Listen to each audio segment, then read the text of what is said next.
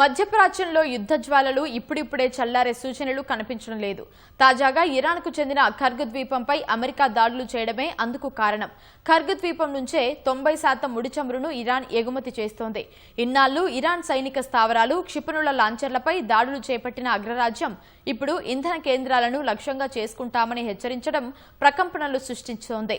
ఖర్గ్ ద్వీపంపై America దాడులను Iran media ధృవీకరించింది.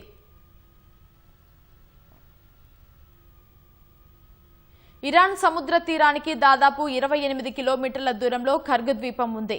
22 చదరపు కిలోమీటర్ల మేర విస్తరించిన ఆ ద్వీపం ఇరాన్ ముడి చమురుల ఎగుమతికి ప్రధాన కేంద్రం. ఇరాన్ సైన్యం ఆధీనంలో ఖర్గ్ ద్వీపం ఉంటుందని అంతర్జాతీయ మీడియా పేర్కొంది. 90% ఇరాన్ ముడి చమురు ఎగుమతులు ఈ ద్వీపం నుంచే జరుగుతాయని తెలిపింది. ఏటా దాదాపు 95 కోట్ల బ్యారెళ్ల చమురు ఖర్గ్ ద్వీపం నుంచి ఎగుమతవుతుందని వెల్లడించింది. అంతటి ప్రాముఖ్యం కలిగిన ద్వీపంపై అమెరికా దాడులు చేపట్టడం ప్రాధాన్యం సంతరించుకుంది. ఖర్గ్ ద్వీపం నుంచి దట్టమైన పొగ వెలువడుతోందని ఇరాన్కు చెందిన ఫార్స్ న్యూస్ ఏజెన్సీ తెలిపింది.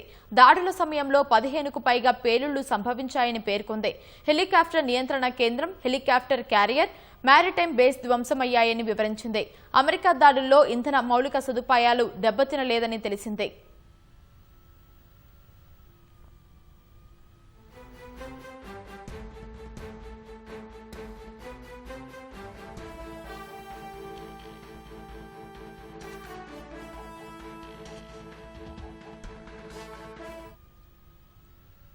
చమురు ఎగుమతులే ఇరాన్కు ప్రధాన ఆర్థిక వనరు.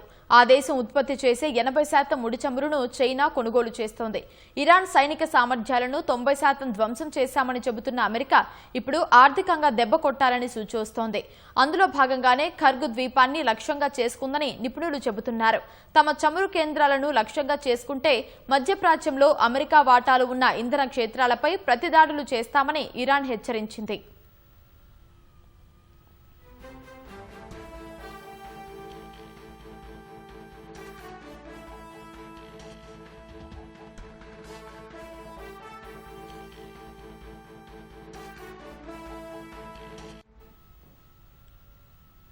గల్ఫ్ దేశాల్లోని ఇంధన కేంద్రాలు సహా హోర్ముజ్ జలసంధి గుండా వెళుతున్న చమురు నౌకలపై ఇరాన్ దాడుల నేపథ్యంలో ఇప్పటికే ఇంధన ధరలు కొండెక్కాయి.